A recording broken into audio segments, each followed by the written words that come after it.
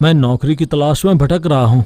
उसने अपनी पूरी कहानी बता दी। तुम्हारे जैसे बहादुर आदमी को नौकरी क्यों नहीं मिल सकती?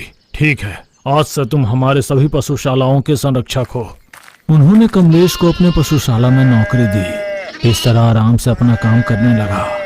उसने देखा कि महल के शीर्ष पर स्थित अंतिम कमरा काले पर्दों से ढका हुआ था और उसने इसके बारे में नौकर दामू से पूछा। वो कमरा मालकिन का है।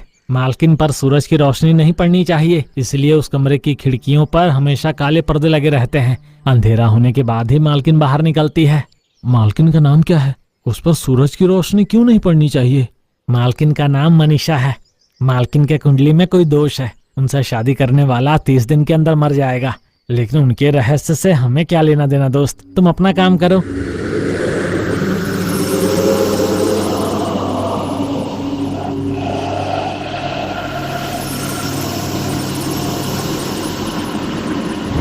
अगले दिन कमलेश के ऊपर से पर्दे वाले कमरे से किसी के जोर से रोने की आवाज सुनी और सोचा कि क्या हो रहा है। दामू ने बताया कि 3 हफ्ते पहले मनीषा से शादी करने वाले व्यक्ति आज सुबह मृत पाया गया।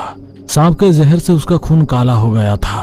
पिछवाड़े में जाकर देखा तो सच में त्वचा काली पड़ गई थी। पैर और उसका पूरा शरीर सांप की तरह शल्कों से ढका हुआ था, जिससे वो डरावना लग रहा था।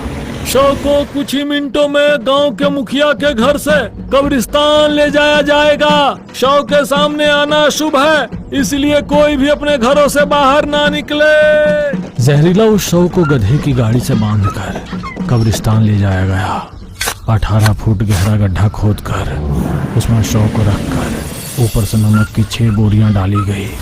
गड्ढे में जीवित गधे को बलि के तौर पर डालकर दफनाकर फिर वीरेंद्र वर्मा के वंशज घर लौट आए। दिन बीत रहे हैं। कमलेश को चिंता थी कि रात में उस पर्दे वाले कमरे में दर्द से कराहती मनीषा को कोई दिलासा नहीं दे रहा था।